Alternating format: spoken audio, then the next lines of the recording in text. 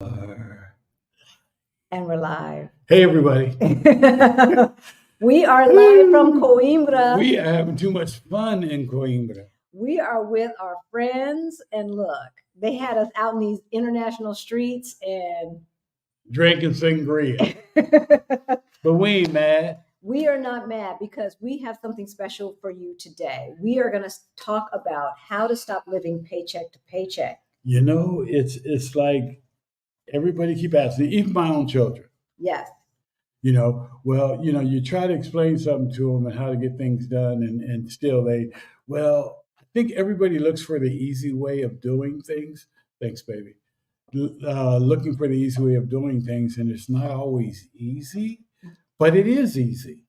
Well, there's no quick fix, right? There's no quick fix, and there's no get rich quick schemes that work, y'all. There's no get rich quick schemes. But if you believe that you are not making enough money to get rich, if you believe that it is too late for you to get rich, this is the live cast for you, right? Right? All right. So we are going to get started. Some of the information that we're going to present is coming from the book Start Late, Finish Rich by David Bach. The information to order the book is in the description below. You need to read this. It's called Start Late, Finish Rich. And I just want to make sure everybody can hear us okay. Yes. We did a quick setup. Kimmy, this is not a new background. We not in Lisbon right now. We in Lisbon. We at family home. Yes, we are in Coimbra with some friends of ours, and perhaps they will come in and say hello. And I'm hoping that I'm really hoping that the keyboard is set up, because I didn't set it up. No, it's not set up. Don't worry about it. Okay. So that's Andrea and her husband Gene are in the house. Hello. Come on over here. Come on over here. Don't be shy. Say hello, Gene. What's up? All right, y'all. So they are starting a YouTube channel, and when they do, we want you to support them. See, I'm called them out now. Y'all didn't know that? Y'all didn't know we was gonna call you out. They didn't know. But they are from Texas, y'all. Right? We got Air Force in the house. We got Houston in the house. That's right. Right. And so we are going to make sure that we interview them sometime soon. They have been here for quite a while, and we have known them for quite a while, and they are lovely, lovely. And I don't know if Ron and Vivian are here. They really want to meet y'all. Yes. Really want to if you are in the chat, Ron and Vivian, please let us know the title alone of this book, right? Start Late, Finish Rich, Professor. Also June and Penny. Exactly. Yeah. Exactly.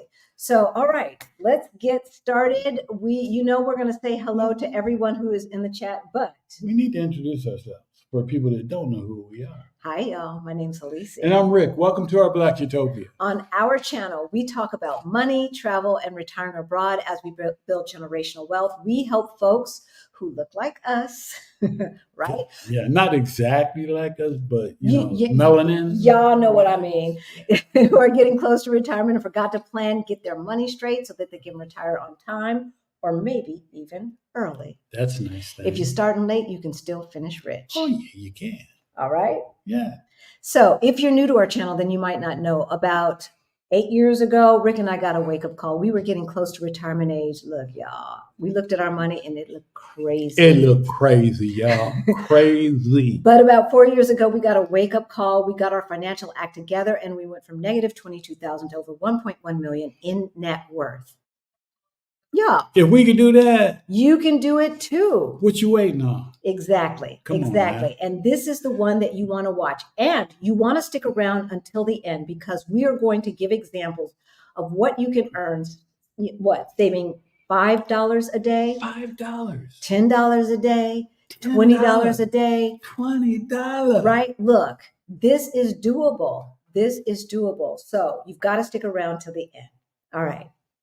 Let's see who we have in the chat. Oh, good. In the house. Define rich. Okay, CK. Look, exactly. Rich, in our opinion, means financial freedom. That's what it means. All right. So CK, rich means financial freedom. Hey, the bonus step, y'all. Step 6, sign up for Beyond the Bling Money Mindset Makeover for Financial Independence. That right there. Thank you, Action BJ. Action BJ. Look, Action. I told you, you need to be a marketer. You do. You need to be a marketer. You do, bro. Hey, Shanora, good to see you in the house. Jametta is in the house. Hey, Pinky, happy Sunday to you too. Y'all, we are in Coimbra, and it is graduation week for one of the oldest universities on the planet. Yeah. And the tradition and the happiness and the joy that is happening in this city right now is contagious. It is. It's so true. We have been filming, and we're going to put together a little video for you, so stay tuned.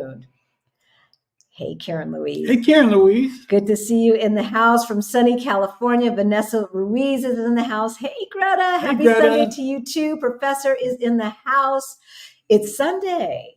Sunday. Which means, okay, so he done have some sangria. I had a few sangria things, don't lie. He's had some sangria. I'm feeling good. It's Gene's fault. Gene, I wasn't going to drink nothing. I was having water. Gene did that. He said, bruh, you can't come to Coimbra and don't have none of our sangria. So I got we had 2 or 3 pictures. Don't believe him. Gene wrong. Don't believe him. He blamed me for everything. Hey, Ballerina, good to see you. Good to see you. Oh, you're in sunny. Of course I knew that. Hey, Christy, good to see you. Kimmy is in the house. Jazzy D is in the house. Hey there, Curtis. Shaquan, how you doing? We're Big Mike. Where you at?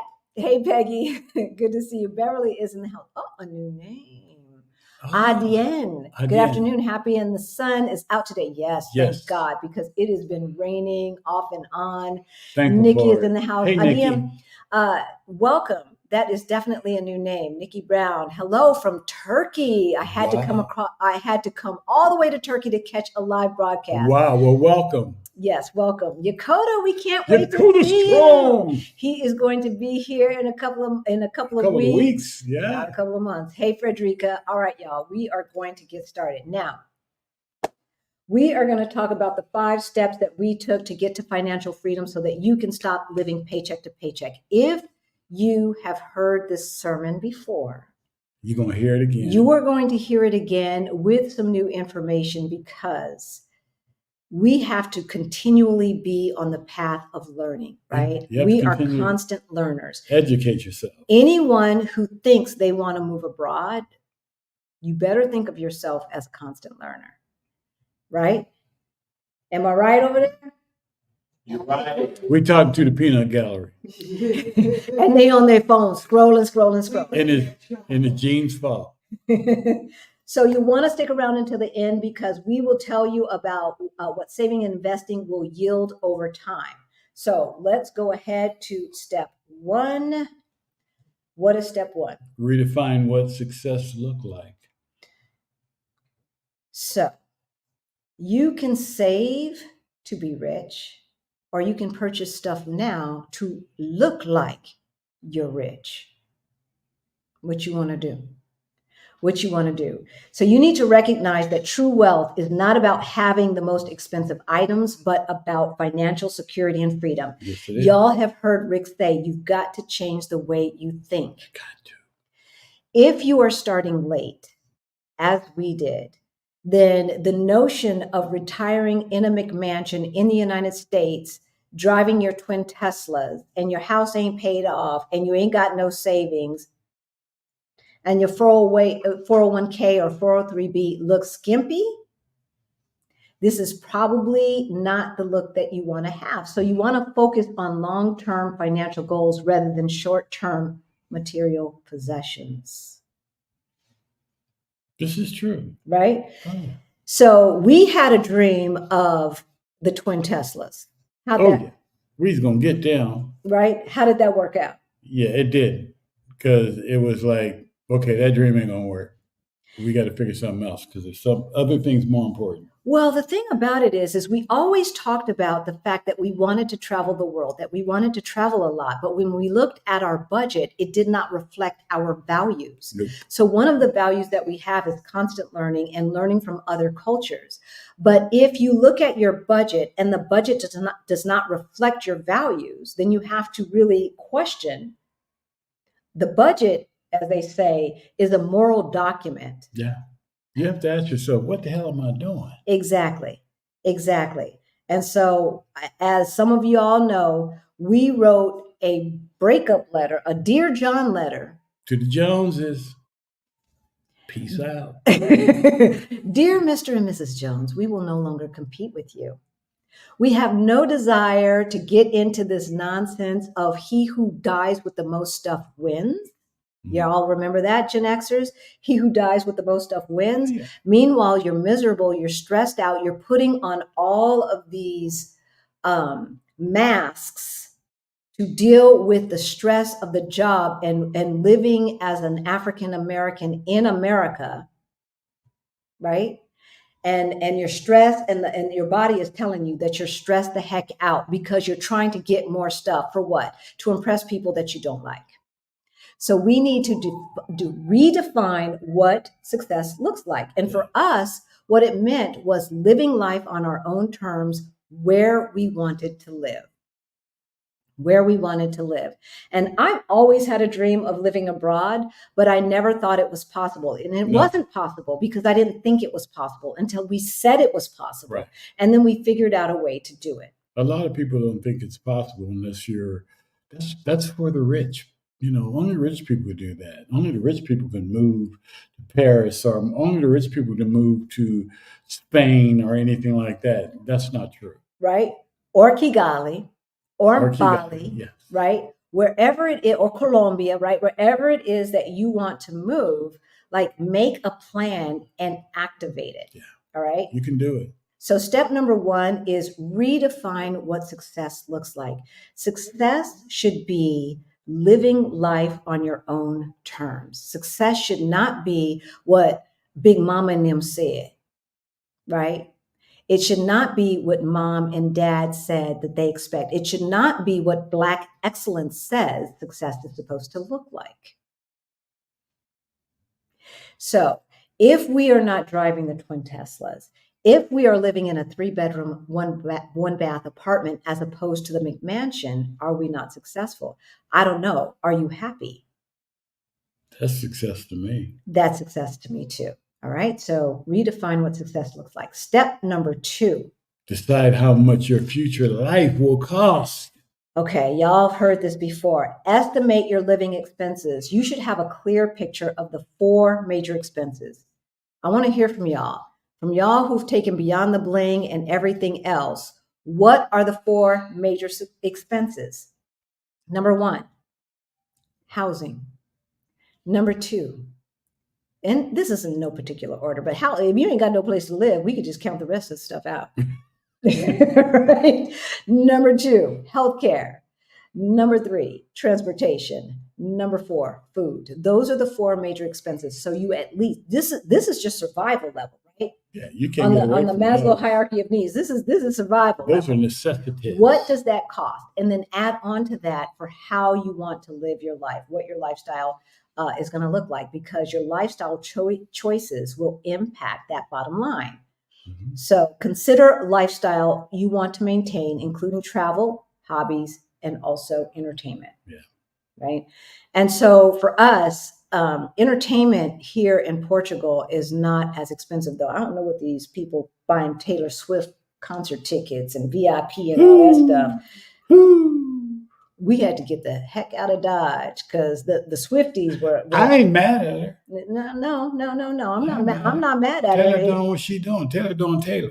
Taylor doing Taylor, but why she got to bring all them people to our camp? Hey, Taylor being Taylor.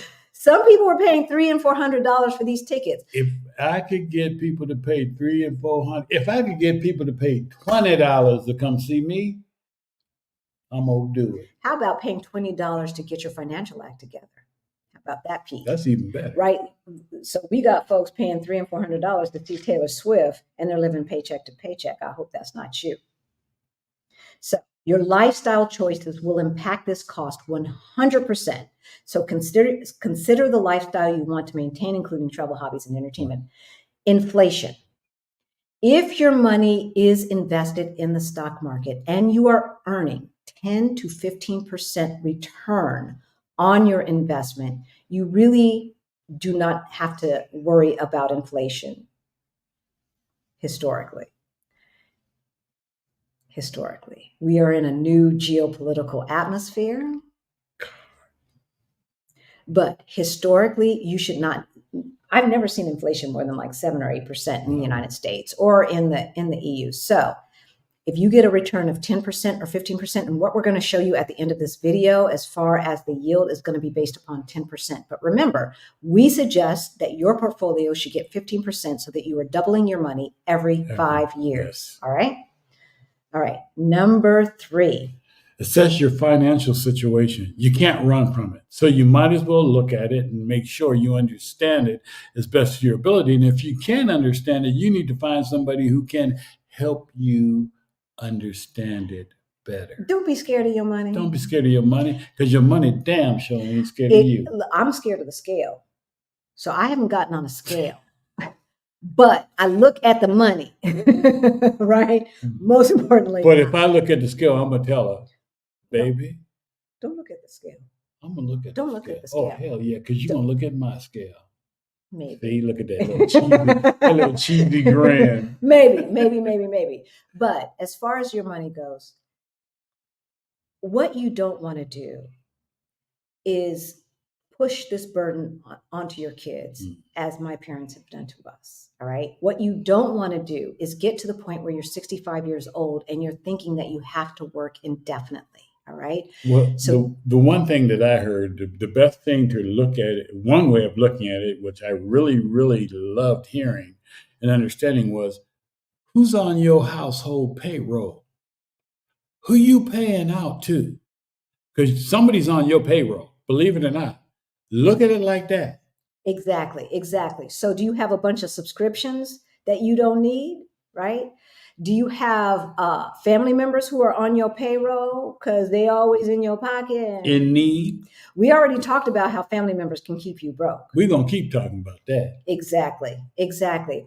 Do you have subscriptions or other things like cable and things like that are overcharging you? Like, we were paying something like $200 for cable and watching 2 channels. Come on now. And it doesn't make sense. And so we had to evaluate whether it was more worth it to have the cable at the time or retire. Let's see, cable, retire.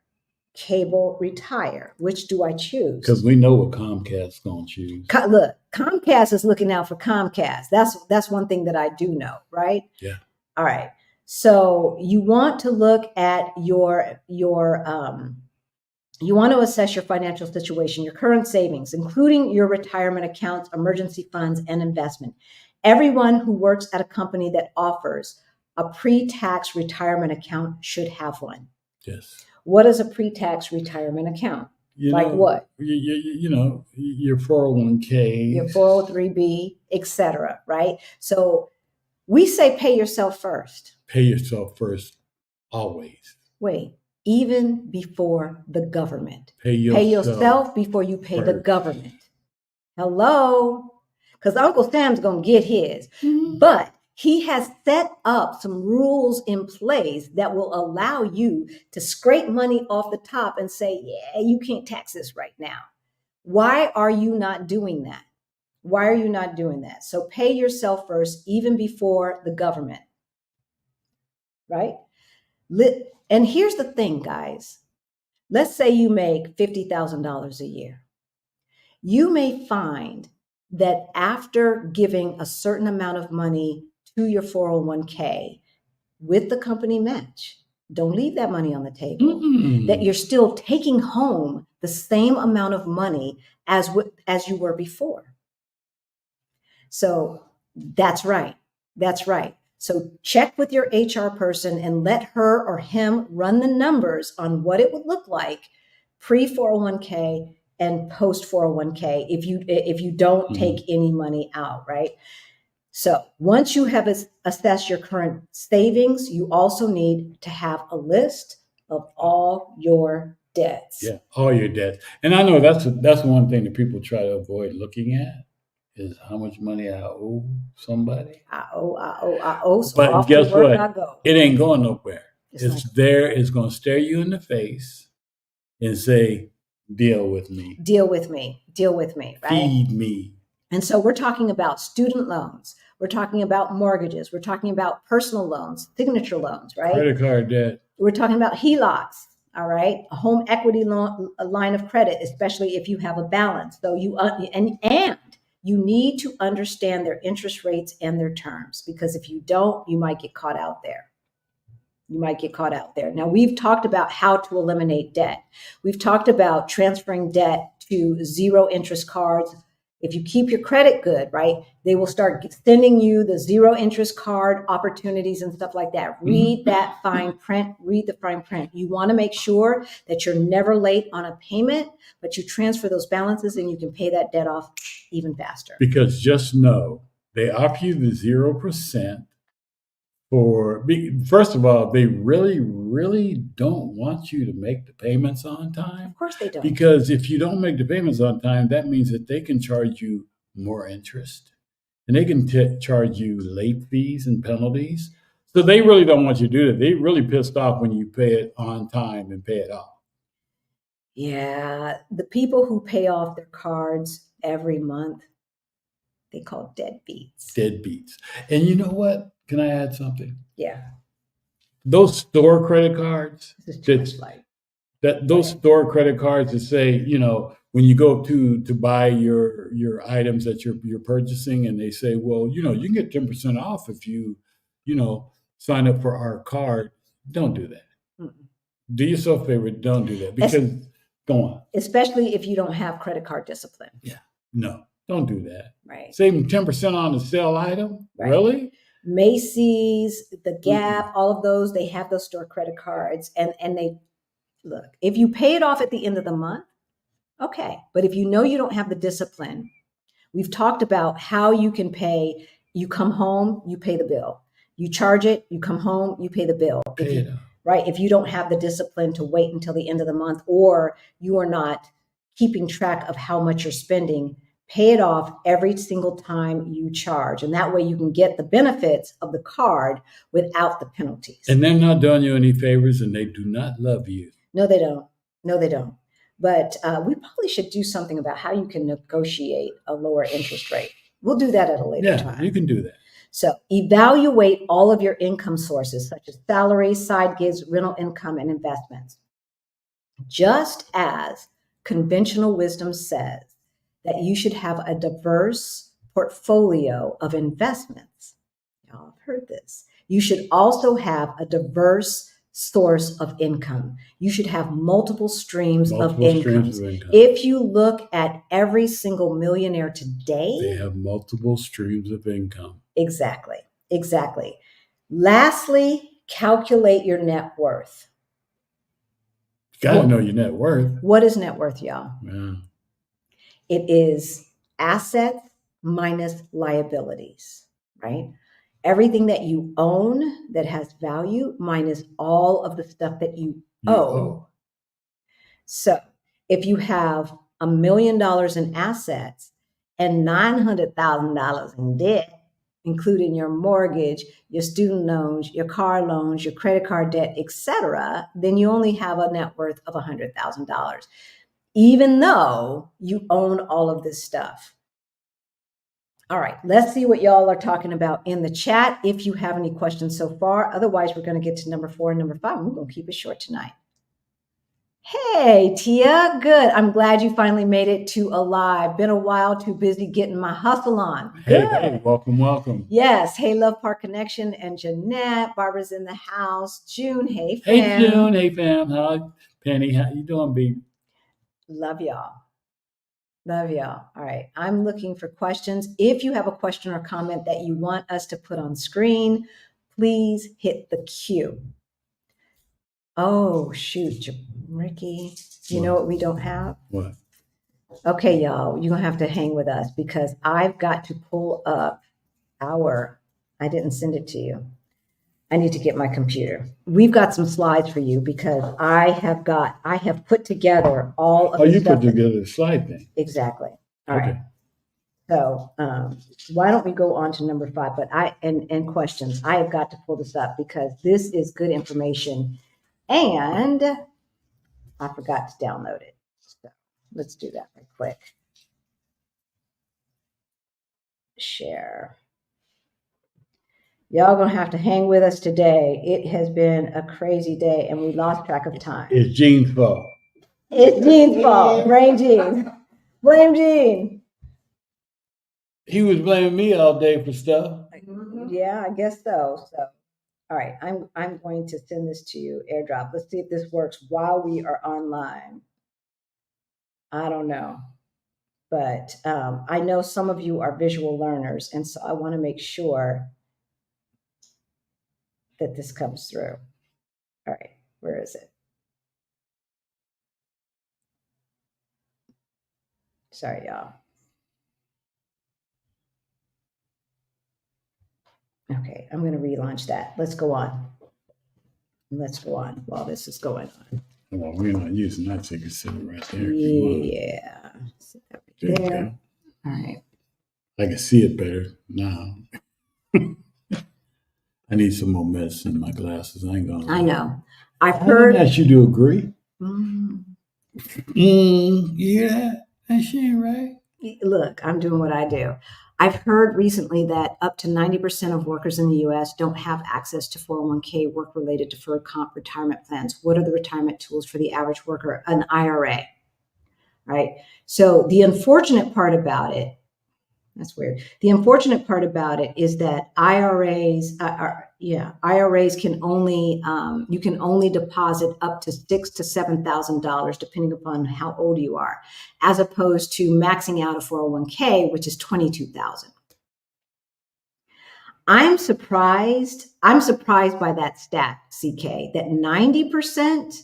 I mean, I realize that the majority of people work in why isn't this downloading properly? Work in small businesses. But the majority of small businesses, what we consider small businesses, are not like 2 and 3 or 4 people. A small business is any company that has less than 500 employees, people. Right? And so I am surprised by that statistic. And I want somebody like CK Google that. Make sure. But either way it goes, you do have access to an IRA. So, and I would consider looking for a job where you do, where they are matching, and we will tell you why at the end of this video and show you the difference in a company match with folks who are not doing their 401k and yet are leaving money on the table. All right. Don't count your money, weigh it. I love it. I love that, Sean. I love it. What percentage do you pay yourself? We're going to talk about that. So, Ric and I, as you know, we're saving 65% of our income. 65% of our income.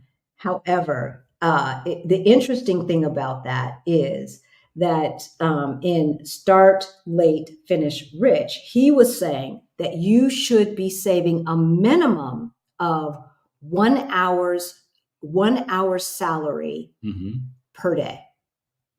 So if you make $20 per hour, you save $20 per day. If you make $40 per hour, you save $40 per day. So 1 hour of work should always go towards you. All right. Which is not a hard thing to do and should be, the thing to do. Exactly. I mean, come on, that's not that much. And no, it's not that much. All right. Why isn't this thing downloading? I'm not happy right now. That's your computer. I'm not happy right now. I am not happy at all. Relaunch. I don't know what this is. Cancel. What is all of this stuff? You got too much stuff open. I don't know. I don't know. Show us. Okay, it's not downloading. Like what Sharon said, I stopped that cable. I don't need 50 HBO channels. No, you don't. Not if you're not going to watch them. 401k Roth is good too. Minimalism plays a role here. I'm going to give this to you so you can find the questions while I download this. Yeah, I apologize the fact that we don't have our stuff together right now, and I'm quite upset about this. Download all pages. It says it's downloading, and then there it goes. You know how technology is. Technology does what it wants to do and when it wants to do it. Yeah. Okay, here we go. Oh, questions. Questions. We're going to get to step number 5, airdrop.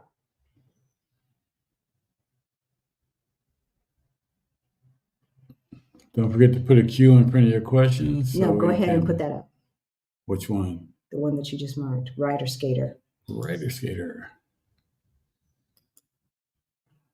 Would you prefer a property investment in B&B condos or a monthly rental income from a few rental condos? I'm considering these type of passive income in the States in order to pay my existence. Hey, rider skater. Hey. Okay, so the one thing about single family homes and especially condos is those HOA fees.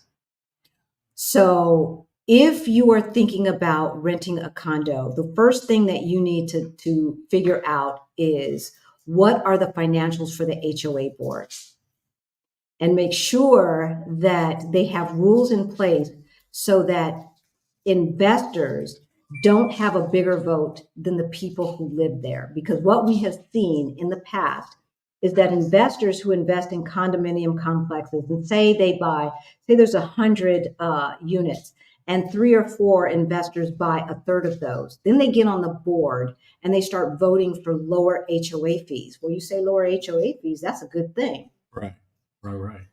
But no, it's not.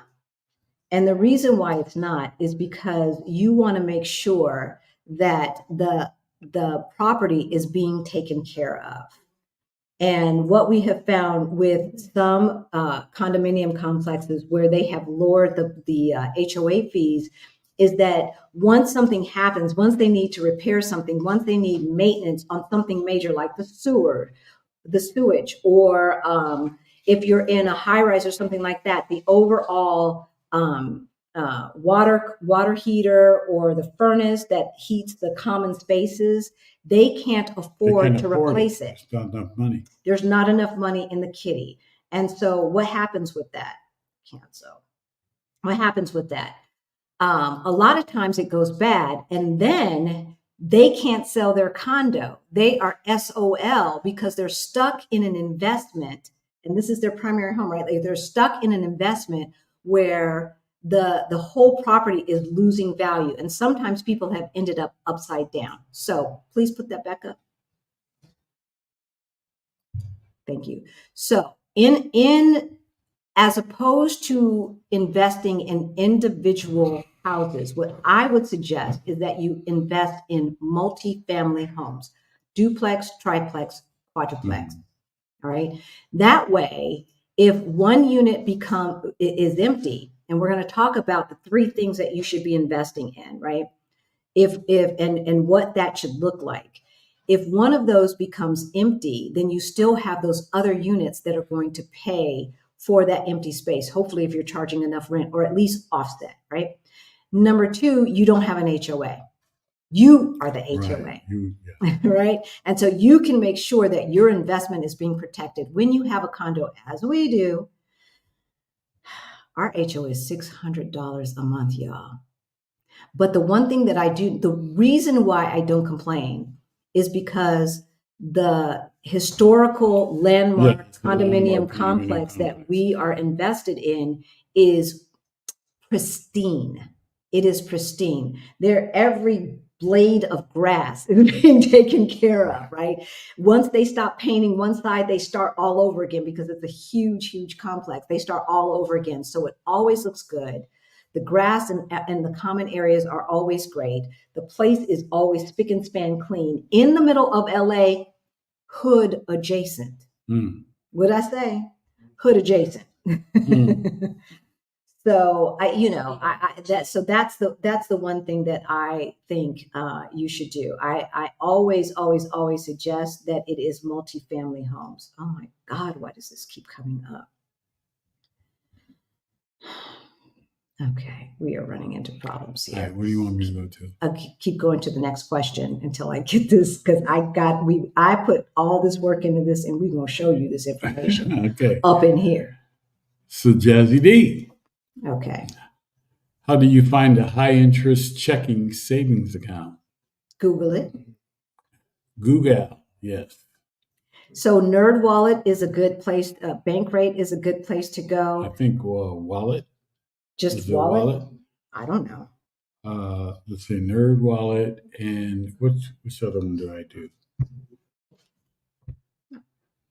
I'm trying to think of the name of it. I have no idea. But basically, I would just Google high interest checking accounts, high interest savings accounts.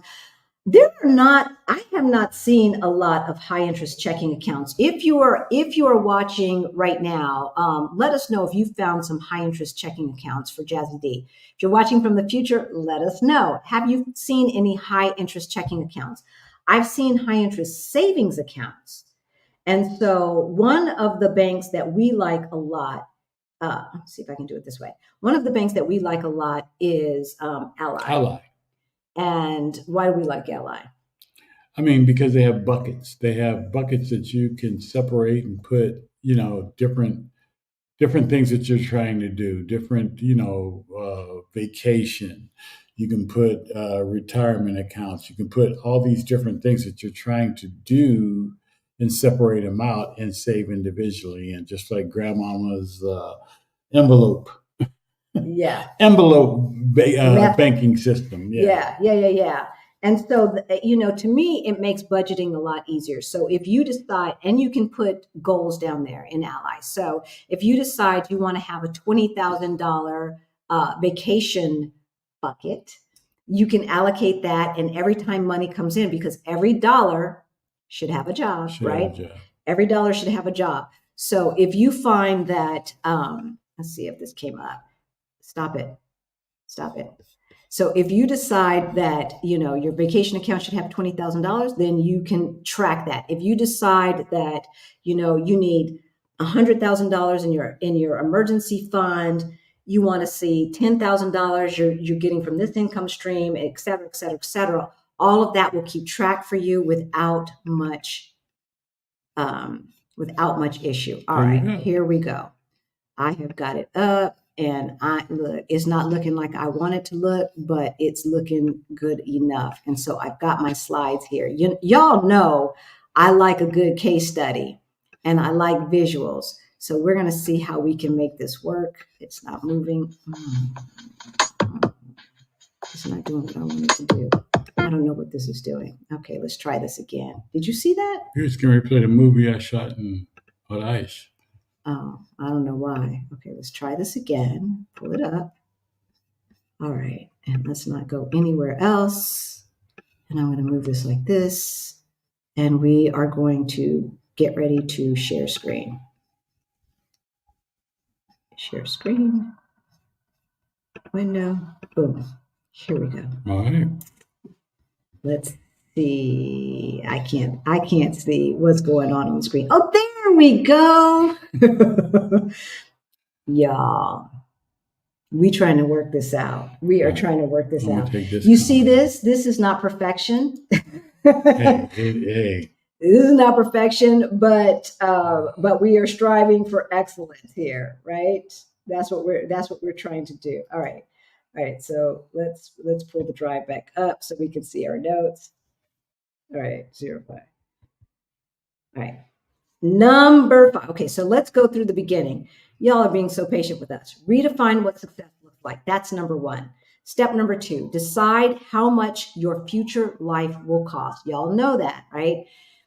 If you need to know how much your future life costs, get our Ready to Retire toolkit in the description below, or the Move Abroad toolkit in the description below. And we've got the databases that will show you the cost of living for basically every city on the planet. Right. All right. So you don't have to guess. You don't have to guesstimate. You can get the actual cost today. Why don't you have to worry about inflation? You don't have to worry about inflation as long as your money is in investments that are earning more than inflation. So on average, the stock market has earned 10% per year. Our goal is 15% per year. And we're doing that. We're over 20 something percent in the return on our investments. Yeah. Historically, over a 10-year period, it's been on average 10%. So, assuming we don't have the zombie apocalypse, y'all, we're going to be good. All right. So that's why you don't have to worry about inflation. Number 3, assess your financial situation. Yeah. Number 4, assess your spending. If you make $500,000 per year and you spend $500,000 per year, you still living paycheck to paycheck, y'all. You are still living paycheck to paycheck. Don't be that person who says, I will start saving when, because that was me. Don't be me. Don't be me. You know, I'm only making 60,000. When I start making 100,000, then I will start saving aggressively. Well, guess what, folks? I never made $100,000. He never made $100,000 in our professional life. Master's degrees and all that. It didn't matter. Didn't matter. It did not matter. So identify where your money's going. You got to know where your money's going. Exactly. And then create a realistic budget so that you can manage your expenses effectively without changing your lifestyle to a degree that would make you unhappy. Okay. Yeah. All right. So instead of living paycheck to paycheck, instead of maxing out your spending with it and doing that lifestyle creep, consider the following. Set a specific daily savings goal. All right. And so let's see how this works. How do we do this? How do we go from,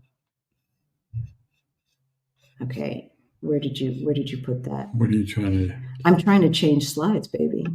And one sec, y'all.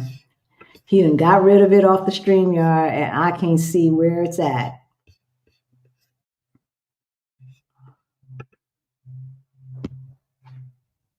I don't know. I don't know what you did. I didn't do anything. There it is. There it is. All right. Now,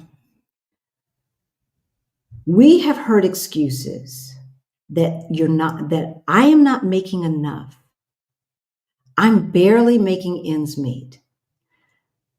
But I tell you, when you assess your spending, I want you to write down every single penny that you spend in a day.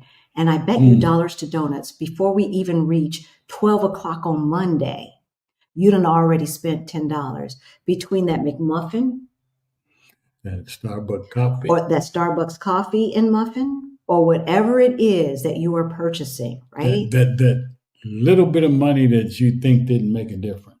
Exactly. That's your $5 a day.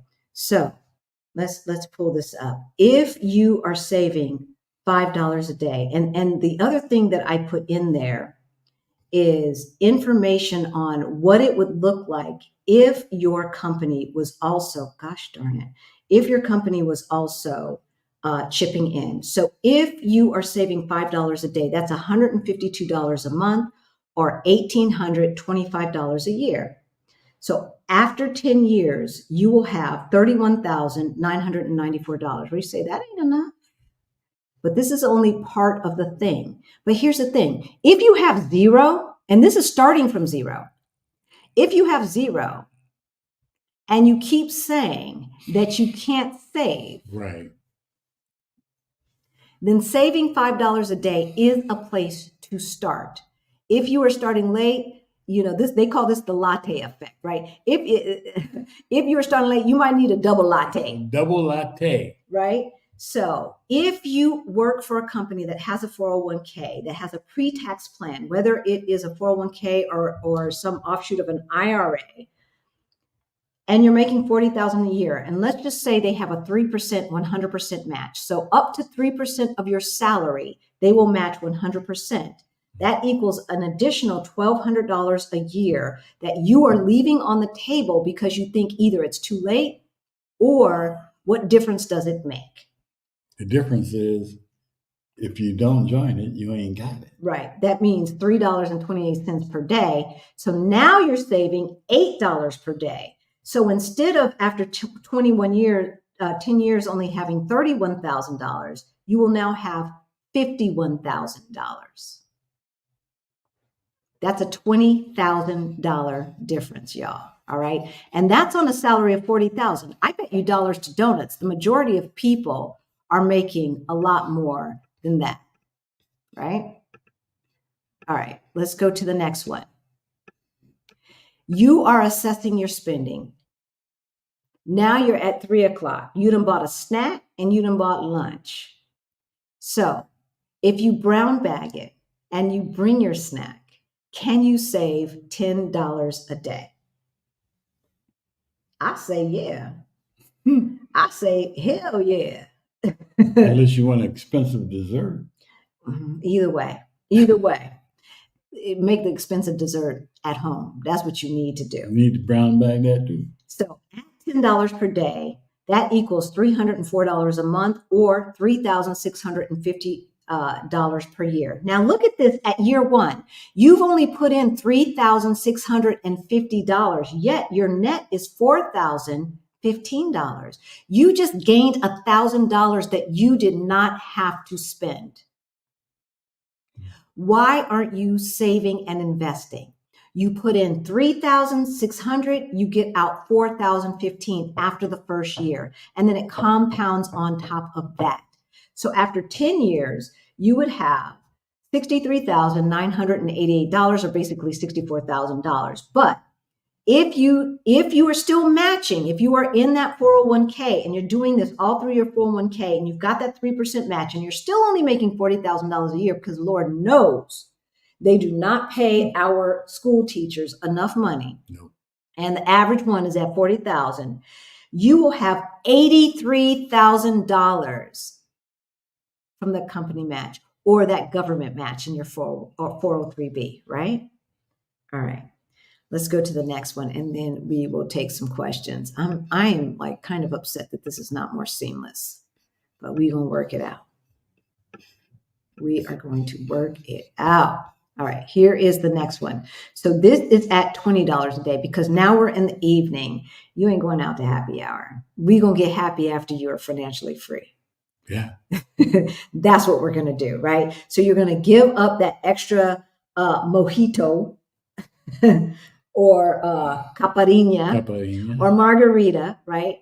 And you are going to make those things at home and invite your friends over to your home and do that at home. So now you're saving $20 a day. That's $608 a month. That's $7,300 per year. But look at that. $8,030 is what you will earn in that first year. So you've just earned $700 for not doing anything except for putting your money where it's supposed to go. And that's at a 10% return. If you are at a 15% return, it's even more. It's even more, all right? And so if you still are involved in some kind of pre-tax plan, then they are putting in an extra $3.28 a day, so making $23, right? Your daily, your $20, put your $3.28. So I just rounded it out down at $23 per day and did the math on that. And instead of having $129,000 or $127,000 at the end of the year or 10 years, you will have $143,391. That should be about a third of your investments. I would say actually about 40%. Now, the way that Mr. Bach explains it, he says you should have a pie. 1/3, if this is your strategy, it depends on your risk tolerance. 1/3 stock market, 1/3 real estate, 1/3 bonds. I disagree with the bonds. When interest rates are high, bonds are a good bet. When interest rates go back down, bonds are not. However, and that's the same with high yield savings accounts. Mm-hmm. So when we first started investing, it was before the Feds. I'm gonna take this off screen. It was before the Feds raised the interest rates. Once they raised the interest rates, it made sense to get CDs. It made sense to put money in a high yield savings account. Right. Bonds were still not a good deal. They did not become a good deal. Well, when inflation is up, I think it's when inflation is up, bonds are a good deal. So maybe perhaps now, but that is starting to taper off. If you're starting late, I never believed in bonds. Click. I never believed in bonds because they're not aggressive enough for me. No. So we are 50-50, well, not 50-50, but we are invested totally in the stock market and real estate. Right. Now, here's the thing. If you watched the show that we did, House Rich, Cash Poor, about a month ago, if you haven't, look for that in our on our channel. We talked about a person who had $1 million worth of equity. If you still have debt and you are over 45, you still need to be investing. Right. The notion that you wait until you get out of debt to invest is counterintuitive. It really is counterintuitive because you do not, the thing about investing in the stock market is it takes time. It takes time. It's a long game. Exactly. You need the time to invest. So if you figure out that you've got $500 extra per month to go towards debt elimination, take $250 towards debt elimination and $250 into investments. All right. Because we've looked at the numbers.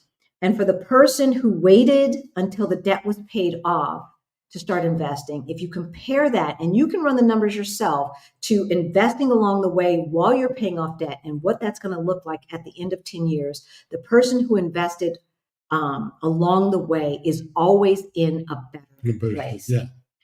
Or buy a house. Somebody said, like, I've got all of this debt. I've got $16,000 worth of debt. Ain't nobody going to give me a home loan. That's not true. That's not true.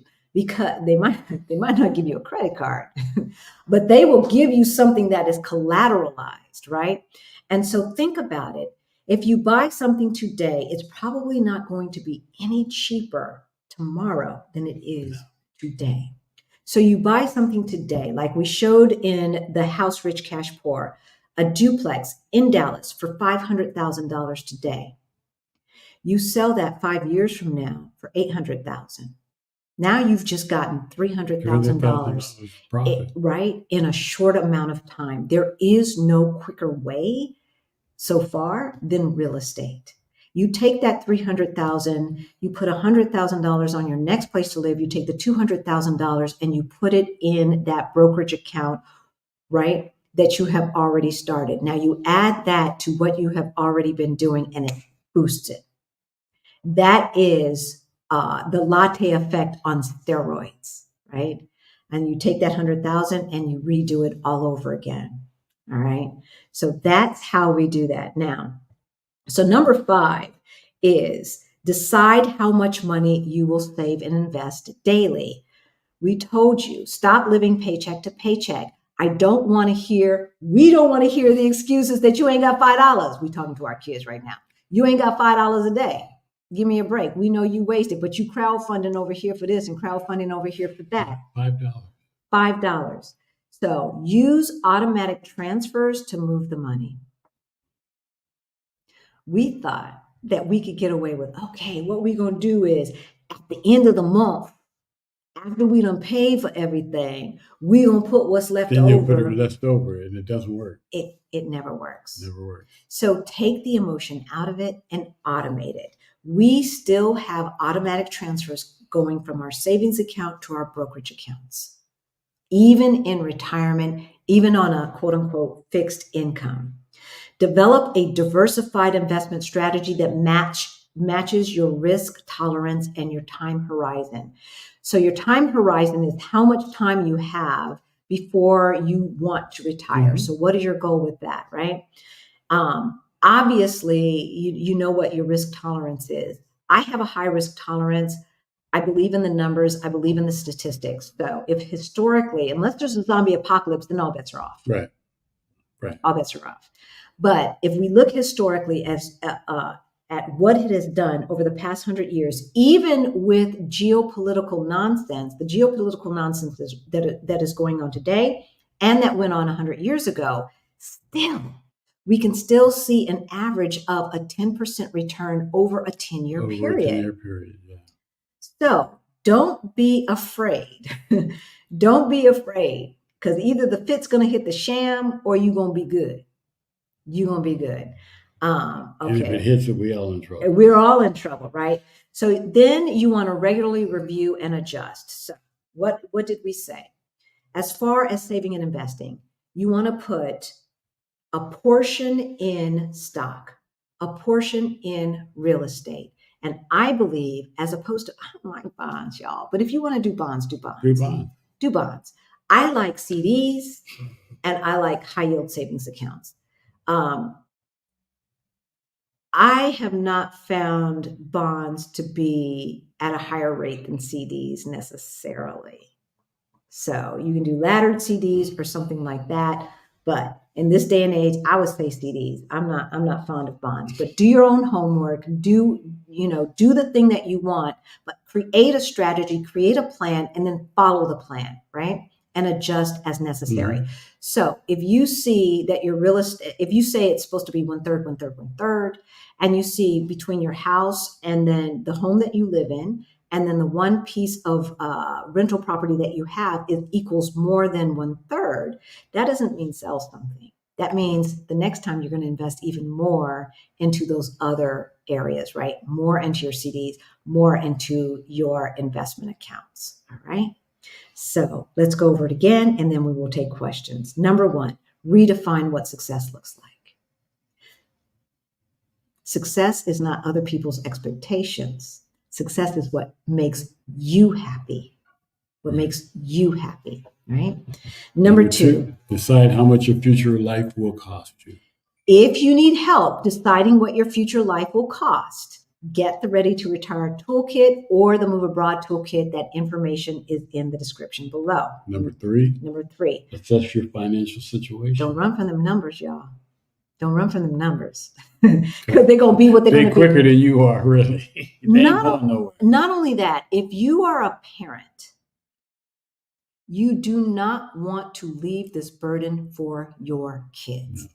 If you are a parent of younger kids and all of your money is going towards these kids, what you are doing is putting a future burden on them. So you're spending on them now and ensuring that they're going to have to spend on you later. Right. And that's not fair. That's not fair. Are they even going to do that? No. Number 4.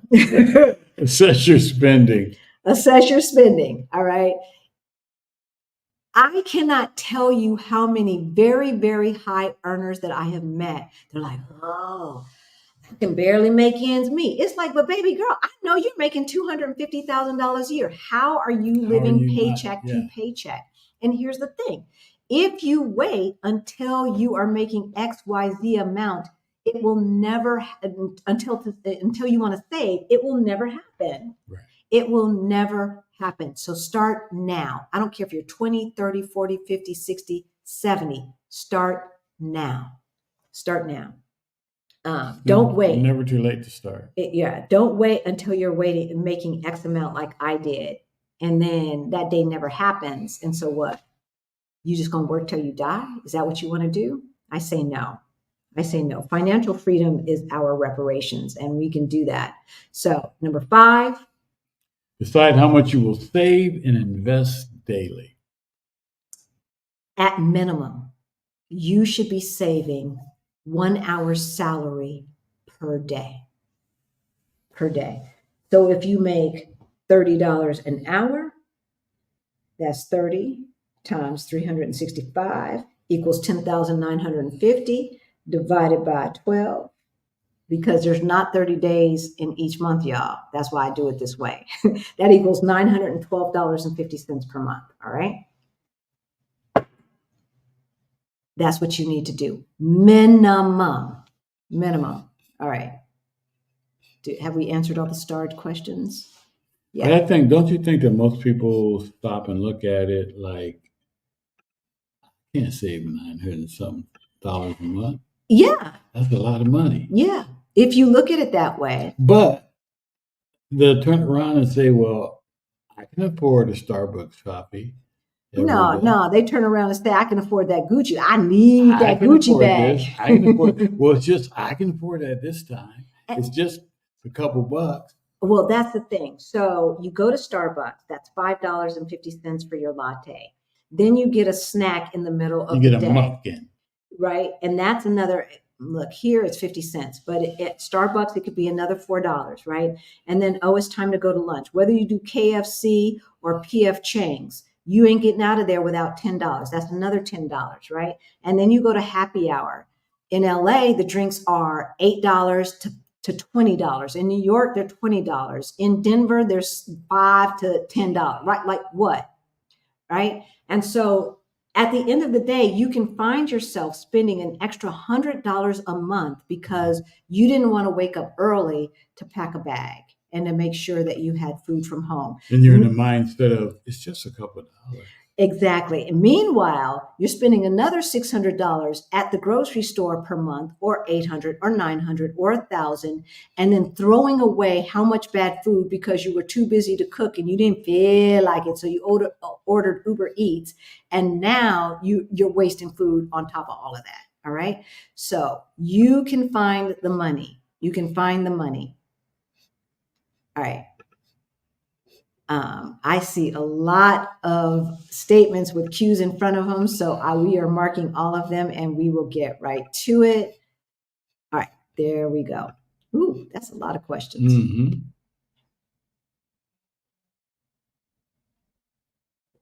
You want me to read it? We can read it. We can all read. Define rich. I answered this at the top of the hour and we will answer it again. I think rich is financial freedom. If working for somebody else is a choice, to me, you're rich. If you are living the life that you want to live, to me, that's rich. That doesn't mean that you have to be a millionaire per se. It just depends on what lifestyle makes you happy. Don't let somebody else define rich for you. Right. But one thing that it does include is financial freedom. All right. So you can choose to work or not work. Okay. So we've answered that one. CK is in the house asking these questions. Would you recommend opening a Schwab account or something like that if moving abroad in the future? We always recommend that. Yes. First of all, everybody should be investing, especially if you are not close to Social Security age. Everyone should be investing a little bit into a post-tax account, right? Mm-hmm. In case you need to access some of that money before you reach 59 and a half. So only you can decide that, right? But Schwab and Fidelity have banking arms that will refund the transaction fees, ATM fees, as well as they won't charge for the conversion rate, right?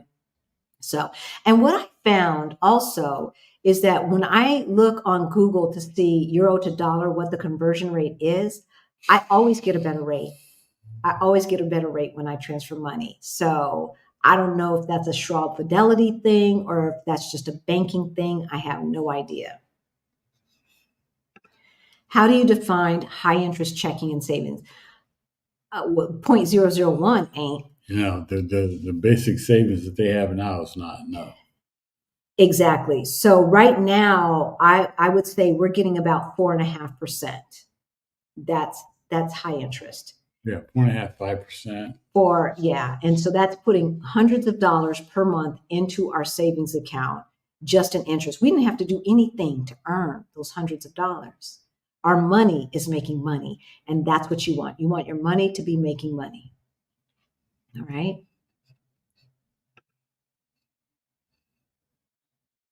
All right. Next question from CK.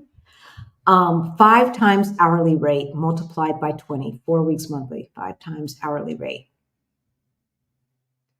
I'm not sure if this is a question. 5 times out. Look, if you're making $20 an hour and you're saving $100 per day, because 5 times 20 is 100, right? 5 times 20 is 100. Mhm. Everybody's got to be hidden. Multiplication rock, y'all.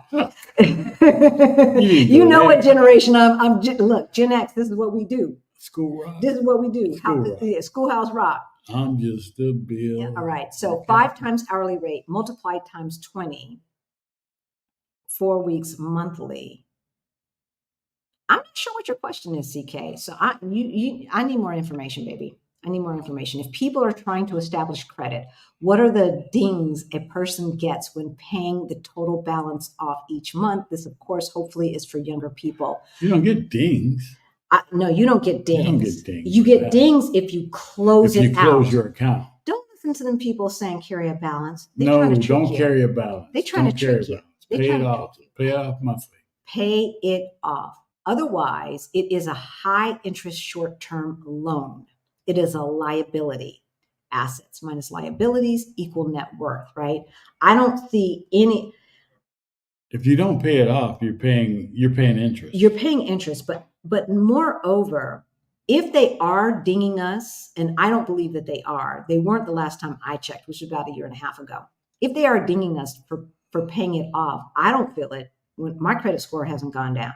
It's only gone up, all right? And if they are, this is something else that y'all who decided to stay in the States need to fight and say, we need to change that. There's no way that we should be penalized for being responsible. They'll ding you for having too much credit.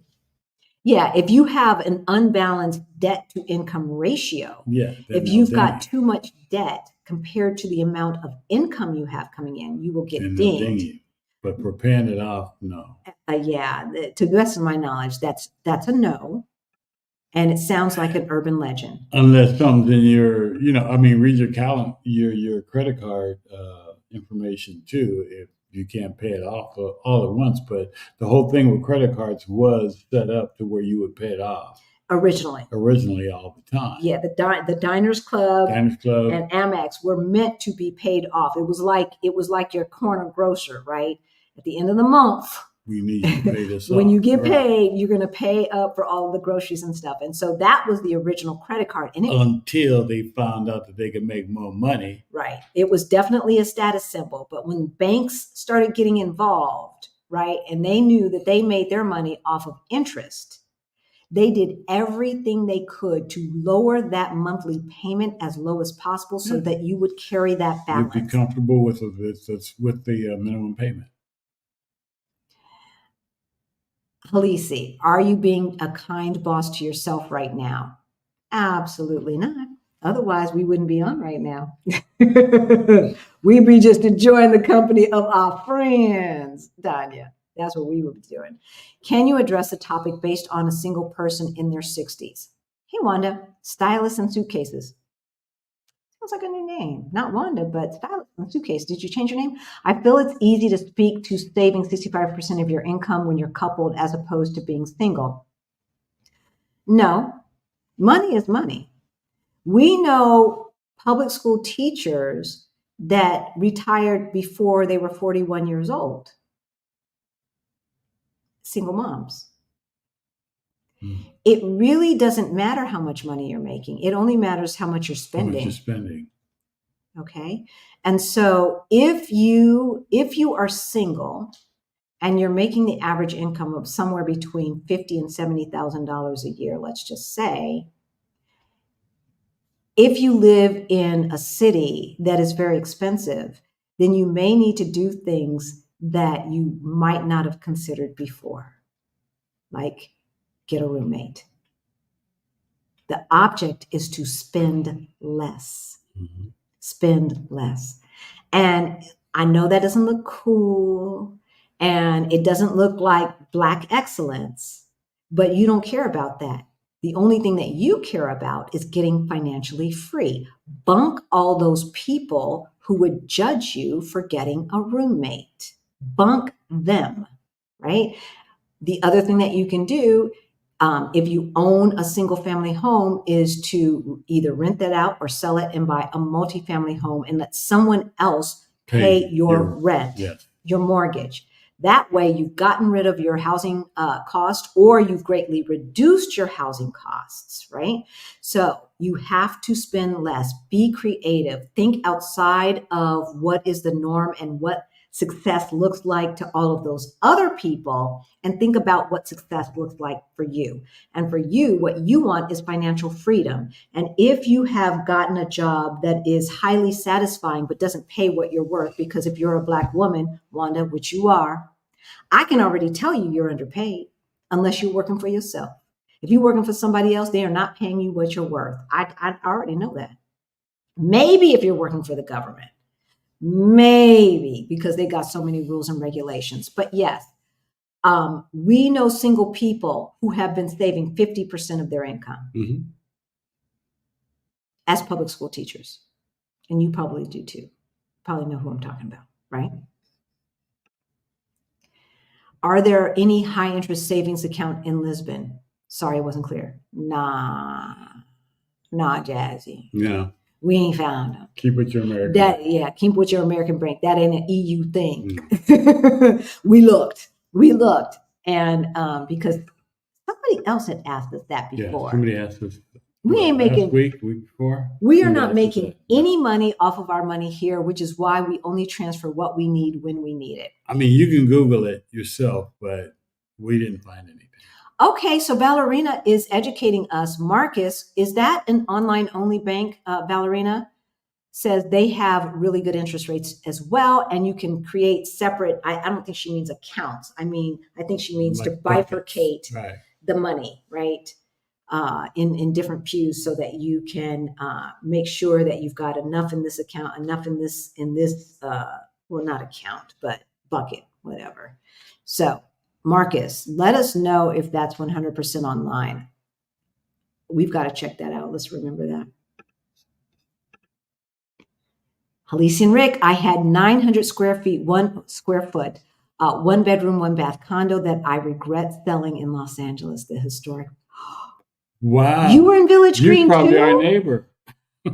Yeah. You should have kept it.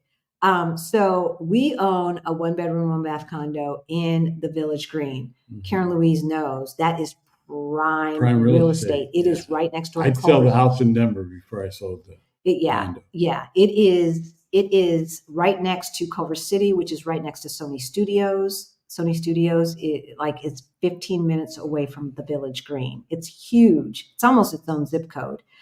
And get this, y'all. Our 1 bedroom, 1 bath condo appraised for more than our 4 bedroom, 3 bathroom house in Denver.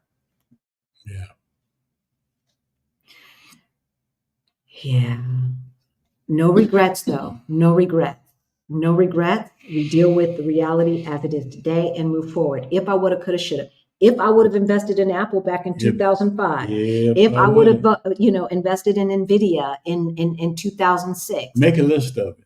Make a list of all your if I would have. Right. And David, what's his last name? The guy at the book we're reading. David Bach. David Bach, like he said, write a list of all your if I would haves. And when you get all of them down that you want to get down, burn the list. Literally. Get rid of it. Yeah. Because there's nothing you can do about it. Right. That was yesterday. We're dealing with today and tomorrow, right? And so, no major regrets, not anymore, right? Because you've got a plan to move forward and to get to financial freedom. I love Peggy. Yes, right. Thank you all for hanging in there and being patient with us with these slides. Look, yes, thank you. We lost track of time. We were trying to run across the river and do all of this and that. It's Jean's fault. It's Jean's fault. I'm going to blame Jean. Tonight's my night to blame Jean. Day. a day, because he done already kicked us out. He's like, look, y'all got 10 more hours in our house, then you got to get our time is running short. So I want to ask, how can I learn to invest correctly? I have a 401k and a Roth IRA, but I have no idea what I am doing. Hey, Wanda.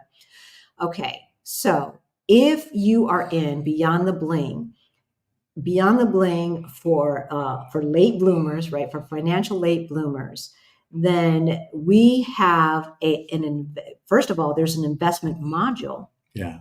Right in there to teach you the basics of investing. And then there's certain amount of us who are meeting not independently, but within the group coaching to do an investment club. We are right now reading Take Stock.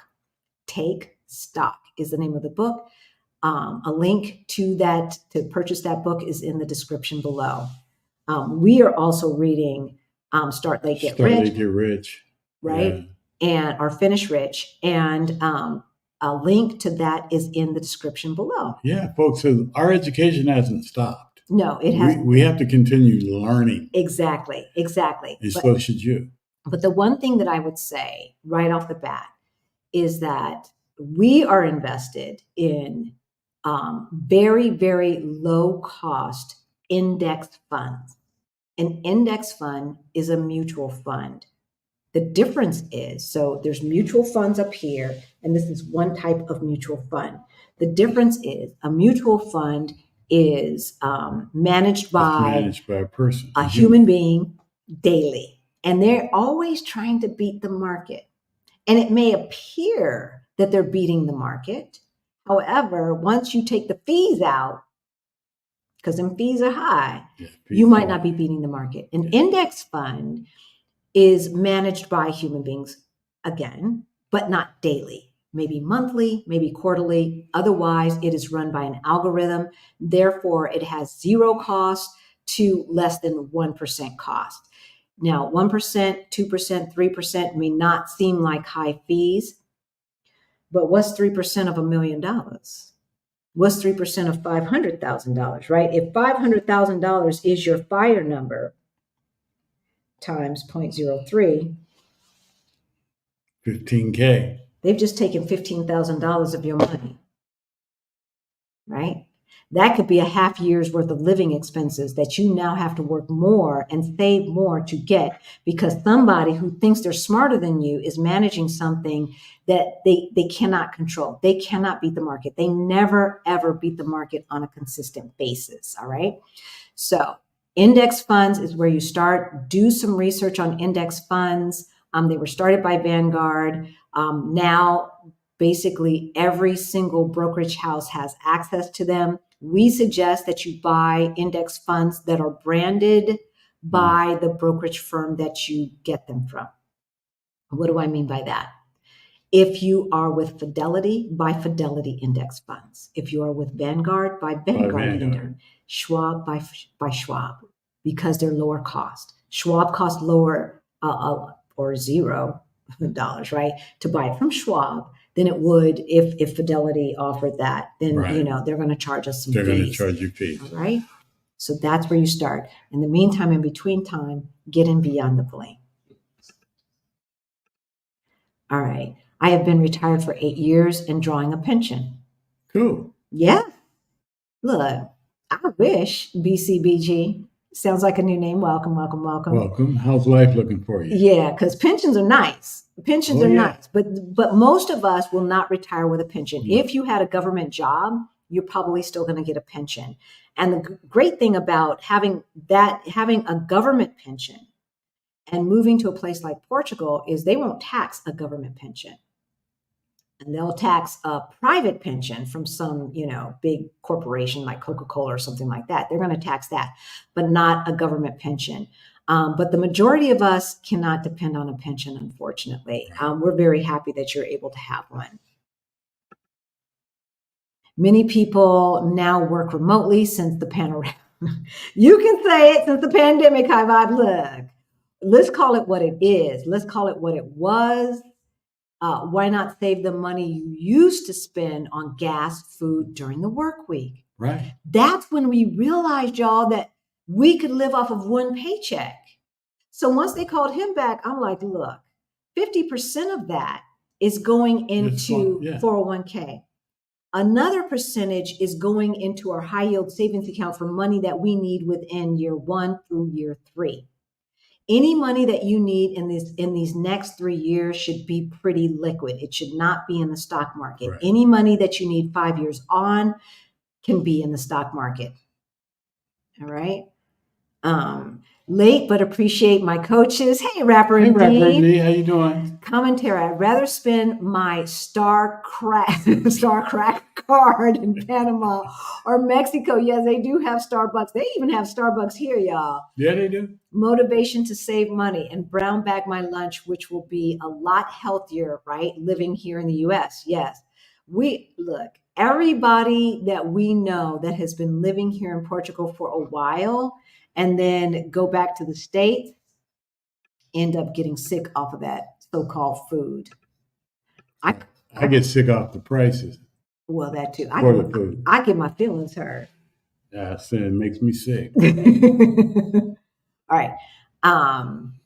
LJ Hill 30. I've been fully vested in my company's 401k and look to retire in 10 years comfortably. I'm trying to look at your picture to see if I'm going to give you 10 years or if I'm going to tough love you into 5 years. Looking into start a business, but wonder if I should stay the course and remain with my company for 10 years. Okay. See, I should have read the rest of the thing. It depends. Yeah. It depends. Do not start a business that will not bring you joy. You're already in that situation, probably. You don't need that. Do not start a business that does not allow you to live the life that you want to have in the future. So for instance, if your goal is to travel the world and you only going to be in the United States, let's see, 4 months of the year, you can come back, stay for a couple of weeks, then you out. You can come back, stay a month, then you're out, right? Don't buy a food truck. Don't buy a food truck, right? That doesn't make sense. So when it comes to starting a business, I would say start a side hustle that you can do while you're still working. Build that business up while you're still working. Mm-hmm. That way you can just transfer over and make sure that you're going to be bringing in the type of income that you need to bring in to save, etc., what you need to save. Right. If you need more help figuring that out, we do one-on-one coaching. Information for that is in the description below. Goofy. He being goofy. Y'all see him. You see how tight his eyes are. It's Gene's fault. Look. It's Gene's fault. My eyes are not tight. Your eyes are tight. The light kind of reflecting in my eye. Oh, is that what it is? Because I didn't get to set them up higher. Is that what it is? Don't do that to me. All right, Ethan. What you're saying, if you have property that can pay off your mortgage and leave a little in investments, would you pay it off? So if you saw House Rich and Cash Poor, then you probably already know the answer to this. And the answer is, it depends. Yeah, it all depends. I would not want to be House Rich and Cash Poor in the United States.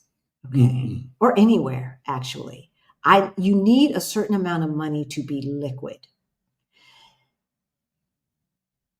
So if you're going to stay in the United States, you probably do need to pay off your house. But I would not do that in exchange for investing. Because, and this is, if I were going to pay off my house, what I would not do is give extra money to the mortgage company. No. They don't need it. They don't need it. Pay the minimum. And then take the extra money that you would put towards the mortgage into some vehicle that can make you money. Invest it. Yes. Invest it in the stock market if you've got that amount of time, but at least put it into high interest savings or CDs, right? So that way, let's just say you owe $200,000 on your house. It may only take you $120,000 to reach $200,000 because your money is making money. Once you reach that 200,000, then give it to the mortgage company. But don't give them money that could be making you money. Right. Right? If I were still in the United States, I would downsize. I would sell our house in Denver and buy a multifamily home that we could pay cash for or near cash. And because multifamily homes are less per square footage than single family homes. Yeah. Duplexes, triplexes, and quadruplexes are less expensive per square foot than your single family home. And as long as you stay to 4 units or less, you can still get a traditional home loan for that multifamily home, an FHA loan. So think about it. You have a home that you paid $400,000 for. It's now worth $600,000. Take that $200,000, put it all on a multifamily home that will cost you less, right? All of those other rental units you can write off, depreciate, etc. Hopefully you can charge enough rent that they're paying your housing. Your mortgage. Yeah. They're paying your housing, right? Yeah. I think there's no other way that I would do it. There really isn't, especially if I owed a lot. If I only owed 50,000 or something like that on my home, yeah, you can pay it off. You could pay it off at $200,000, $300,000 if that's what you choose to do. I wouldn't do it. I wouldn't do it. We still owe on both of our pieces of property in the United States, and we're going to let other people pay those mortgages off for us. And rent continues to go up. Our mortgage does not. Hello, right? Rent continues to go up, but our mortgage will not because we got fixed rate. All right. I'm referring to selling the property and getting a little bit left for an investment. Okay. And we talked about that in Cash Rich or House Rich, Cash Poor. One of the ways, y'all know our rich journey, one of the ways Christina and Aman got to full fire within 8 years is by taking the equity that was in their houses and putting it into the stock market. So you should be putting the majority of your money in whichever is the better deal at the time. Are stocks on sale or are houses below average?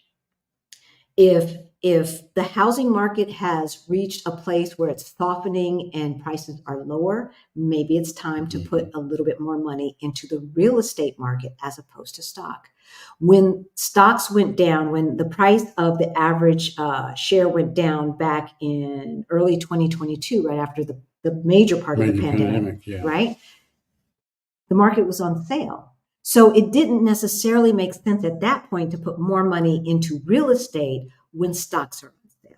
So any extra money, instead of going into our future Portuguese building fund, went into the stock market because stock was on sale. And let me tell you, we are reaping the benefits now with, some days it's like at a 30% return. Yeah. But on average, it's over 20%. It's over 20%, right? And that's a good deal. All right, so Isan again says, I'm considering using the investment profits to pay off the house now. It depends. Yeah, I was going to say it all depends. I don't know if you're planning to stay in the States and stay in that house or not, and how close you are to retirement. So, hey, Killer Queen, so that has something to do with it as well. Since the inflation rate is higher in Portugal than in the US, are expats voicing concern about the cost of living in Portugal? I don't know that the inflation rate is higher here. They may say that, but I'm not feeling it on the ground. Y'all feeling that on the ground? No. Does it seem like prices have gotten out of control once we got here? I mean, from when we got here? No. I don't know what the media is saying, but what I do know is that a dozen eggs were about €2.28 when we first got here, when we did our scouting trip in June 2022. And today they're about €2.38 to 48 cents, depending on which store. So I'm not feeling 7-8% inflation like we were just talking. Yeah. When we when we moved here, you could get a huge brisket, hello, for $38, $40. Right. Our friends just went back a little while ago, and that same brisket is now $80 to $100. That's like a 30 to 40% increase, or 100% almost increase in it, like in prices. Now, I don't know if that's just beef, but then like $7 dozen eggs and that avian flu that y'all went through, we didn't go through that. Yeah. Housing has gotten expensive, but it's offset by the fact that everything else is a lot less expensive than what we are used to. We can still take an Uber across town for €3 to €4, which is about $3.30 to $4.40. Yeah. Michelle says a dozen eggs are $10 wherever she is. Not here. €2.48 is what I paid 4 days ago at Auchan in our neighborhood. $6 for some eggs. So Greta, because Greta is part of the Fire Over 50 Facebook group and is one of our experts in the Fire Over 50 Facebook group, says inflation in Portugal is 2.3%. Now, inflation in the States, in LA and in Denver, because that's all we know, is out of control. Gas, the last time we were in LA, in our neighborhood, gas was over $5 per gallon at the Chevron on the corner of Martin Luther King in the hood, right? Because you know if it's Martin Luther King, it's going to be in the hood, right? Martin Luther King Exposition, that Chevron. Y'all know, Karen Louise, you know that Chevron? It was over $5 per gallon. So I'm not sure. So they're saying as of April 2024, inflation was 3.4 to 3.5% or so in the United States, not in LA. Do most expats use Millennium? What do you know about Caixa Geral or Geral de Depósitos? They're one of the bigger banks here in Portugal that I've noticed, but a lot of people do use Millennium.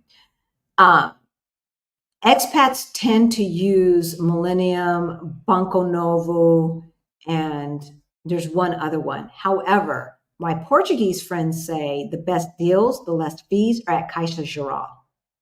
So if you can open an account at Caixa Geral, I would see what they're talking about. All my Portuguese friends say that's a better deal. I believe them. I just don't feel like going through the trouble of changing. Food prices here are wonderful compared to the States. Gas here is expensive. But see, in the United States, we're not used to that. And we're carless, right? We're carless. So, that's not a me problem. But yeah, I mean, just if you think about a lot of European countries, especially Western Europe, have high taxes, but they have high taxes because so much is subsidized. So I guess it's half a dozen in one hand, but you've got write-offs. So for instance, to get a Metro Pass for a month in Denver is $185 the last I checked. Here it's €40, which would be about $40 and $44, something like that. For her, 20 for me. And it gets you more places because it's more holistic. It's a more holistic transportation system. All right.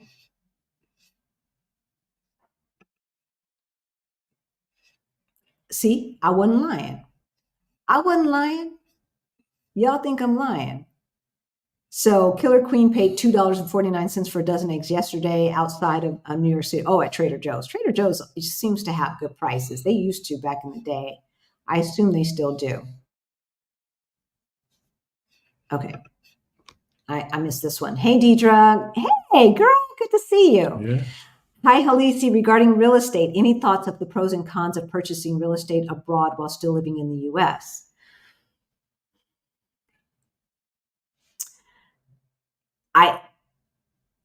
Yes, I do have thoughts. There are pros and there are cons. We know the cons. The cons are the same cons that would be if you okay, so you're in Colorado and you bought something in New Jersey or you bought something in Indiana. Who's going to look after that, right? Do you have a management company that you really trust and that's going to make sure that your property is taken care of the way you want it to be taken care of? Thankfully, where we own property, we have family that has a vested interest in making sure that our stuff stays, in good order. So that's one thing. The other major thing to consider is the difference in laws, regulations, etc. Y'all, don't get caught out there in them international streets thinking that the real estate market that you understand in the United States is the same way that it works in other countries. It's not the same.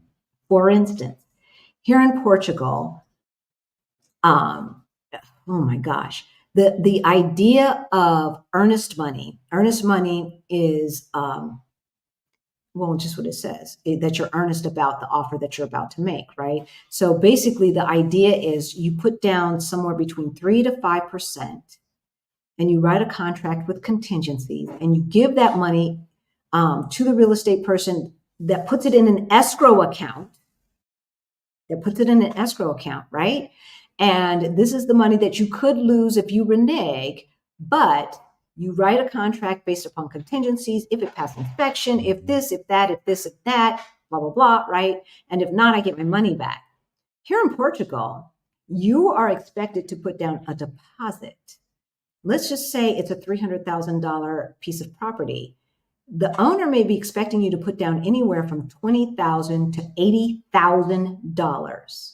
If you renege, you lose that money. Mm. If you renege, you lose that money. All right. And the idea of writing contracts with contingencies is not customary here. And so a lot of Americans got into situations thinking that they had gotten a contract with contingencies. And really, like, the real estate agent did not even know, the real estate attorneys did not even know to alert them to the fact that there weren't contingencies because it's not customary here. And they might not know what our expectations in the other country, United States,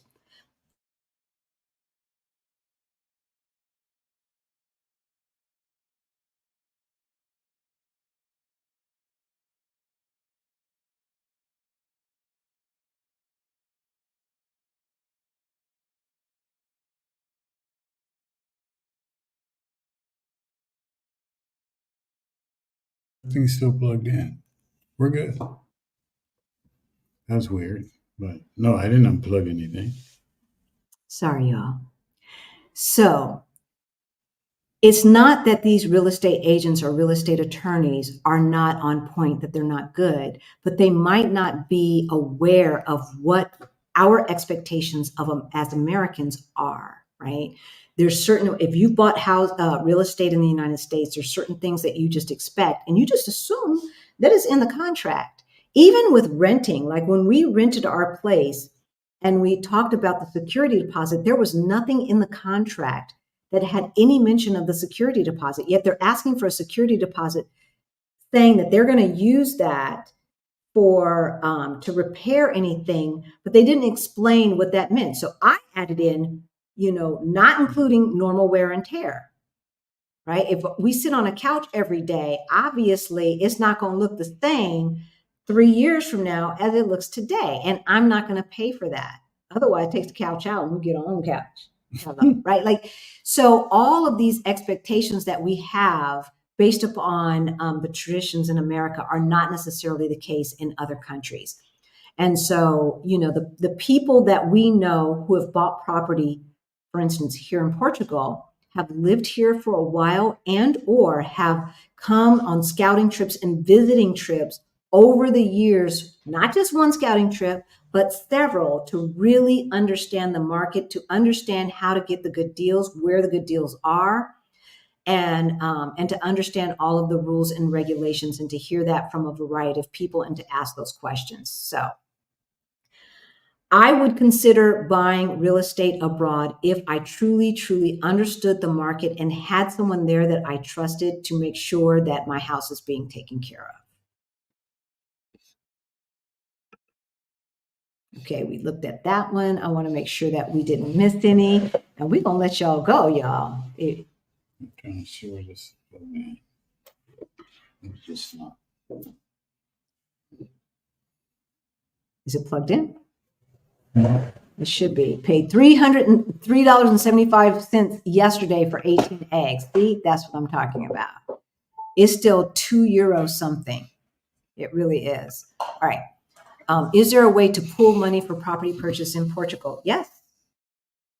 Yes. The notion of rugged individualism that we have in America has kept us broke, y'all. We always look at other communities. Why the Latinos? They always stick together. How come we can't come together? How come? How come? I know why. Because our version of success means that we are living in single family homes in our little McMansions and our little fiefdoms, right? Perpetrating, buying the Gucci bags, buying the bling bling and all of that stuff. And I told my family this and they weren't trying to hear it. Why don't we pool our resources together to buy properties together, create an LLC, put the LLC in a trust or whatever, how you do it legally, so that it's all protected and we don't have to go through probate, and that we spell out in advance who owns what percentage, et cetera, et cetera. We did it. Yes, we did. Well, we did the estate planning, but what we couldn't do is to get other people to sit still long enough to pool resources. Yeah, one day maybe our kids will listen, but they're not trying to listen right now. Where'd that mouse go? They're not trying to listen right now. So, all right. So just to go back over it, the 5 steps, redefine what success looks like. We just talked about that, right? If you believe that you can only be happy in the McMansion, but you ain't making McMansion money and saving that money, reevaluate and ask yourself, what is this really about? What is this really about? Because I'm going to have to tell you, we have a third of the space that we had in Denver, and I'm happier than I've ever been. I get to wake up when I want to wake up. I can check email when I want to check email or not. No more waking up at 3 o'clock in the morning. Did I do the thing? Whatever it is at work, right? If I want to sleep in, we sleep in. If we don't, we don't, right? Having control over your time, which is the only thing that you cannot purchase more of, is my form of reparations. Okay. To pay rent and bills, you wire from US Bank to Portugal Bank, wire fee. Yep. Then pay cash for rent and bills or transfer funds, Portugal Bank to Portugal Bank, fee for that too. So yes, and you have to add this into your budget. Now, TransferWise, which is now Wise, has a banking arm where it seems like, from my friends, because the last time I checked, I was like, I ain't paying that. But if you get a bank account with Wise, it looks like you might have lower fees. So check that out, Action VJ, and everybody who's watching from the future or what have you. I have added in how much our money is costing, right? Like, how much does it cost? So that includes the wire fee from our bank in the United States and the fees that are charged on this end. And I just know, but the difference is, unlike what I saw with Wise, whether we transfer $3,000, $5,000, or $10,000, it's still just the one fee. Whereas some places you get charged more the more you transfer. So I am constantly looking at the exchange rate, and when it seems below average, time to transfer. Right? And I transfer big chunks at a time because I'm not trying to pay money like transferring every month. So we transfer about once a quarter. That's what we do. from the United States to Portugal? Is Isan one from Ishan? I'm going to let them answer that, not me. Please like this video. 223 watching, but only 63 likes. Y'all, do we need to put this information back up on screen? What we doing here? Come on, y'all. I think we are hitting it out the park. How do you pool money for property in Portugal? Do you know people who have done that? No, not personally, but we know of people who are doing and have done that. There's another couple that lives up in Porto, or Porto, and they pooled money together to buy a whole building. And we said that's what we wanted to do as well. But I'm laying back in the cut and just watching what's happening politically. And then we will make a decision 3 to 4 years from now, because we still have to save. We're not trying to get one of these adjustable mortgages. And that's another thing. Who was that who was talking about investing? Here in Portugal, the standard is an adjustable rate mortgage. Yeah, we ain't trying to do that. Our friends in the UK say that's typical as well. Like, only poor people get adjustable rate mortgages. People with bad credit get adjustable rate mortgages. What you talking about here, right? Like, what we doing? I don't know how to plan for that, because if it's like 1% plus prime is prime. It's going to do what it's going to do, and it's out of your control. So we want to pay cash, and that's going to take a minute to be able to pay cash. But yes, when we got here, we're like, look, we're looking for like-minded people who want to buy a building with us. Everybody gets their own apartment, and we rent out 2 apartments at or below market value for locals, because we are not colonizers, and we keep it moving. Is there a company or person in Portugal that knows the rules and laws and investors can hire them? So are you talking about real estate investors? If you are, and you went to our Move to Portugal virtual summit, then you know that there are. But now, Stacy, that you know that there are major differences in the laws and regulations, you can tell them what your expectations are, and then they can tell you what the differences are. You are educated. The problem with some of these people is they made assumptions. They made assumptions. And I have to say, none of them people look like us. They were other people. However, I'm sure that there's a few of them who look like us and who weren't doing their Googles. Love you guys. Thank you for all of your knowledge. Love you back, Helen. Thank you. All right. Now we're up to 127 likes, 128, 146. All right, y'all. I love you. Fixed mortgage or cash is the way to go, right? So we do have a friend who got a fixed rate mortgage and did it without, see, this is another thing about Portugal, and you need to check this out for wherever you're moving to or wanting to invest in. Here in Portugal, especially people of a certain age, they'll make you get life insurance. Yeah. Now, you guys know about that PMI insurance or whatever that they do in the United States, which I always rebuked in the name of Jesus. I'm not getting life insurance. I'm not getting life insurance, because if you are not overpaying for the house, not doing, a golden visa thing, then the bank will get their money back. So wait, so now you getting a kickback on the insurance that you're making me buy. And if we were to die and had no heirs, right? And you get the property back in your hands, then you get to sell it. Plus no, I'm not trying to do that. I'm not trying to do all that. Do I look like Boo Boo the Fool? Boo Boo the Fool. Right? All right, y'all. It looks like we have done it. So, number 1, redefine what success looks like. Number 2, decide how much your future life will cost. If you need help with that, you can give us a call, or you can get the Ready to Retire Toolkit or the Move Abroad Toolkit, which is in the description below, as well as the book that we are reading right now, which is called Start Late, Finish Rich. He's written some other books too. It's basic, it's good, it's common sense, and yet very good. Right. Very like good. I love the sentence, like, save to be rich instead of spending now to look rich. Yeah. Now we know in our community how we driving that Mercedes up into the projects. Number 3. Assess your financial situation. right? How much you have in savings, how much do you have in debt, and then figure out that net income, which is assets, savings, the equity in your house, etc., minus liabilities, debt.